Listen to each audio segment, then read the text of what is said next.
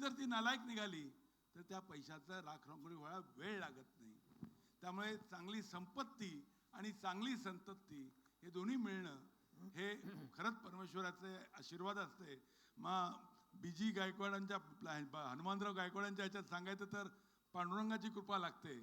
तसंच आता आपण याला एक सुरुवात करूया. सर फार चांगला अनुभव दिलात, आमच्या सगळ्यांसाठी आय ओपनर होता. आणि प्रेसिडेंट मला म्हणाले की नेक्स्ट जनरेशनसुद्धा आपण चालू केलं पाहिजे आणि that's the energy we want. Thanks for that. आज आता आपल्याकडे वेळ कमी असल्यामुळे मी काही क्विक क्वेश्चन्स घेतो आहे. आणि पहिलं, मी हा जो काही सूर्याला दिवा दाखवण्याचा किंवा सूर्याला प्रश्न विचारायचा प्रयत्न करतोय, काही चूक झाली तर पोटात घालून घ्या. तर पहिलं म्हणजे पहिला प्रश्न आहे तो बिझनेस म्हणजे काय. काय माहिती आहे का, बऱ्याच लोकांना बिझनेसबद्दल वेगवेगळ्या कल्पना असतात, पण नक्की बिझनेस काय असतो, नक्की उद्योग म्हणजे काय. आणि सर तुमच्या मते उद्योग म्हणजे काय.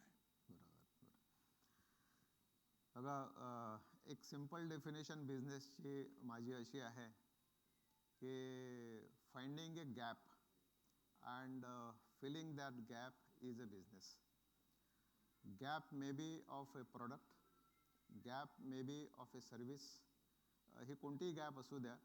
आता ओला उबर कधी नव्हती, आली, and that was a gap and somebody has filled up that gap. Social media 20 वर्षापूर्वी नव्हता, that was a gap, somebody has identified and filled up that gap. So finding a gap and filling a gap is a business, nothing else. मी असं नेहमी म्हणतो राजेंद्र की आपण सगळे जो करतो ना तो बिझनेस 1 आणि जो करायला पाहिजे तो बिझनेस 2. आता बिझनेस 2 म्हणजे समजून घेतलं पाहिजे. बिझनेस 1मध्ये मार्जिन खूप कमी आहेत, पण ज्या खऱ्या मार्जिन आहेत ना त्या बिझनेस 2मध्ये आहेत. फॉर एक्झाम्पल, मी एका ऑटोमोबाईलच्या शोरूमच्या उद्घाटनासाठी गेलो होतो.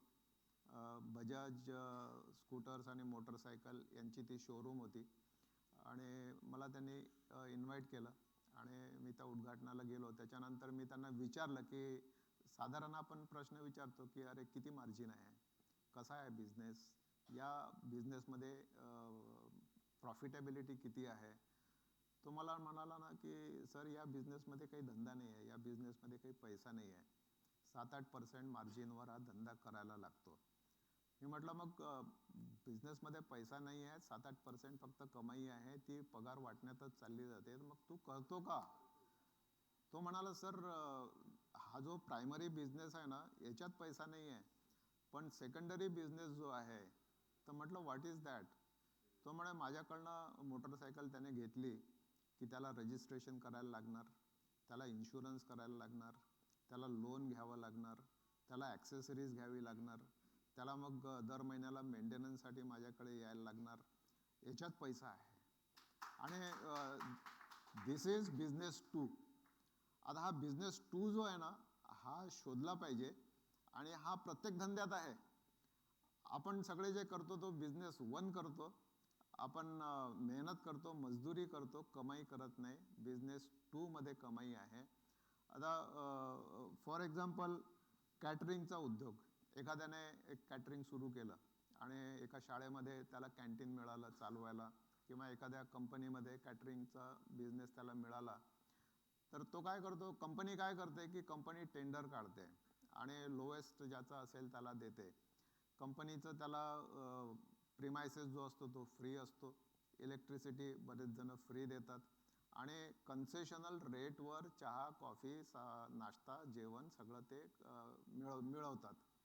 आणि मी एका कॅटरिंगच्याही ज्याचा उद्योग आहे त्याला भेटलो आणि त्याला म्हटलं की कसा आहे बिझनेस, कशी आहे कमाई. तो म्हणाला सर ना काय कमाई नाही आहे, ही शाळा ना एवढे पैसे कमी देते ना त्याच्यातून काही शिल्लकच राहत नाही. तर म्हटलं मग करतो का, तुला शिल्लक जर राहत नाही तर तू धंदा का करतो. काय म्हणे त्याच्यासाठी धंदा नाही करत मी. त्या शाळेमध्ये 400 मुलं आहेत आणि 50 शिक्षक आहेत. तर प्रत्येकाच्या घरी कधीतरी वाढदिवस असतो, कोणाच्या घरी मुंज असते, कोणाच्या घरी लग्नाचा कार्यक्रम असतो, कधी पूजा असते, तर याचे कॅटरिंगचे कॉन्ट्रॅक्ट मला मिळतात.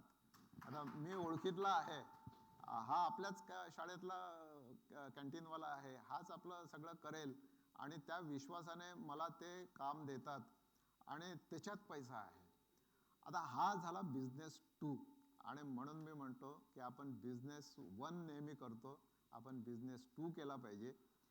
शेतकऱ्याची हालत खराब का आहे, मी जेव्हा विचार करतो तेव्हा मला पुन्हा याच्यावरच यावं लागतं की शेतकरी हा बिझनेस 1 करतो.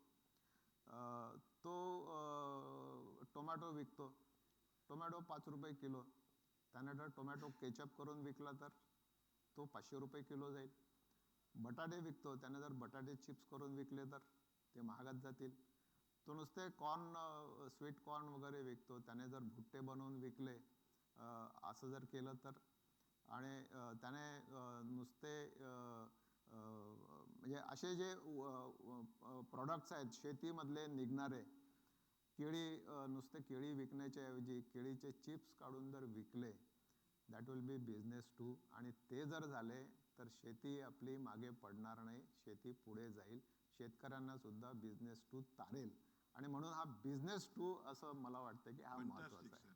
म्हणजे आपला प्रत्येकाने आपण आपला बिझनेस 2 शोधला पाहिजे. बरोबर. म्हणजे आता जर मी बिल्डर असेल तर माझा बिझनेस 2 काय हा मी आता विचार करायला लागलो. जरूर. म्हणजे याच्यात तर इतके बिझनेस 2 आहेत. तर घर जो घेतो त्याला इंटेरियर करायचं असतं, त्याला गॅस शेगडी, fridge, TV, white goods, all white पडदे घ्यायला लागतात, त्याला लाईट लावायला लागतात, त्याला अशा कितीतरी गोष्टी, त्याला घरात ग्रिल लावायला लागते, त्याला सर्व्हिसिंग नेहमी करायला लागते. ह्या गोष्टी ज्या आहेत ह्या बिझनेस 2 आणि कमाई त्याच्यात आहे. लोक जेवढी घराची किंमत आहे ना त्याच्यापेक्षा जास्ती इंटेरियरवर लोक खर्च करतात. ही रियालिटी आहे मुंबई सारख्या लाईफमध्ये. आणि म्हणून बिझनेस 2 हा प्रत्येक धंद्यात आहे, तो शोधला पाहिजे. येस साहेब. दुसरा प्रश्न असा आहे, तुम्ही नेहमी म्हणता की पैसे लागत नाही, धंदा करायला पैसे लागत नाही, मला इथे मान्य आहे. पण तुम्ही म्हणता की नाही, धंदा करायला पैसे लागत नाही पण ॲटिट्यूड लागतो. ॲटिट्यूड म्हणजे तुम्ही एवढा ॲटिट्यूडला का महत्व देता? बरोबर. Why that right attitude is required? बरोबर. मी माझं जे पहिलं पुस्तक लिहिलं होतं, उद्योग तुमचा, पैसा दुसऱ्याचा, त्याच्या कव्हरवरच लिहिलं होतं की उद्योग करायला पैसा नव्हे, वृत्ती लागते. आणि मला बऱ्याच लोकांनी हा प्रश्न विचारला होता की सर, हे वृत्ती लागते, तुम्ही त्या पुस्तकात काही सांगितलेलं नाही आहे व्यवस्थित, पण जरा समजून सांगा. तर राजेंद्र, मी 2 छोटे उदाहरणं देईल. एक सिंधी समाजाचं उदाहरण आपल्या डोळ्यासमोर आहे की 1947 साली आपला देश स्वतंत्र झाला, पार्टिशन झालं. सिंधमधला जो माणूस होता तो म्हणजे तो हा पंजाबी असेल, सिंधी असेल, हिंदू असेल, तो सगळे तिथून परागंदा होऊन भारतात आले. आणि जेव्हा ते आले, ते कसे आले, तर जीव वाचवणे हे सगळ्यात मोठं चॅलेंज त्यांच्या समोरचं होतं. जे इस्टेट आहे ती सगळी सोडून आले, पैसा सगळा सोडून आले, अंगावर जे कपडे होते तेवढे फक्त घेऊन ते धावत पळत कसे तरी इथे पोचले. आता हा सिंधी समाज इथे शरणार्थी कॅम्पमध्ये राहिला, सगळ्या ठिकाणी राहिला आणि धीरे मग तो सेटल झाला. आणि सेटल झाल्यानंतर त्याने कुठे कामधंदे वगैरे छोटे सुरू केले. आज मला सांगा की एक सिंधी माणूस तुम्हाला नोकरीमध्ये दिसतो? सिंधी माणूस धंदा करतानाच आपल्याला दिसेल. मोठमोठे धंदे त्यांनी थाटलेले आहेत. मग हा जेव्हा आला, याच्याकडे पैसे तर नव्हते, याच्याकडे प्रॉपर्टी नव्हती, याच्याकडे इस्टेट नव्हती, मग त्याच्याकडे होतं काय? तर त्याच्याकडे ती वृत्ती होती धंदा करण्याची, आणि ती वृत्ती जिवंत त्याने ठेवली आणि शेवटी तो धंद्यात उतरला आणि धंदा केला आणि म्हणून तो मोठा झाला. ही वृत्ती असली पाहिजे. Very true sir. Die hard mentality त्यांच्या बाबतीत म्हटलं जातं. दुसरं उदाहरण सर असंच आहे. पारशी समाजाचं उदाहरण मी नेहमी देतो. पारशी समाज हा पर्शिया म्हणजे इराणमधून, तेव्हाही तिथे इस्लामिक आक्रमण झालं आणि त्यांना तिथून पळून आपला धर्म, संस्कृती, परंपरा ही जपण्यासाठी, जतन करण्यासाठी पळून यावं लागलं. आणि असंच सगळे इस्टेट सोडून यावं लागलं. ते गुजरातला सानंदच्या ठिकाणी आले. तिथला जो राजा होता त्या राजाने त्यांचं स्वागत केलं आणि स्वागत करण्याचं एक सिम्बॉल म्हणून त्याने दुधाचा भरलेला ग्लास त्या पारशी माणसांकडे पाठवला. त्याने तो पाहिला की राजाने आपलं स्वागत केलेलं आहे, यांनी काय करावं. तर यांनी त्या दुधामध्ये चमचाभर साखर टाकली, ते विरघळलं आणि राजाकडे पाठवलं परत की आम्ही या दुधातल्या साखरेसारखे त्या दुधामध्ये विरघळल्यासारखे राहू, इथले एकजीव होऊ आणि त्या दुधात गोडवा निर्माण करू. हा सिम्बॉल त्यांनी परत पाठवला.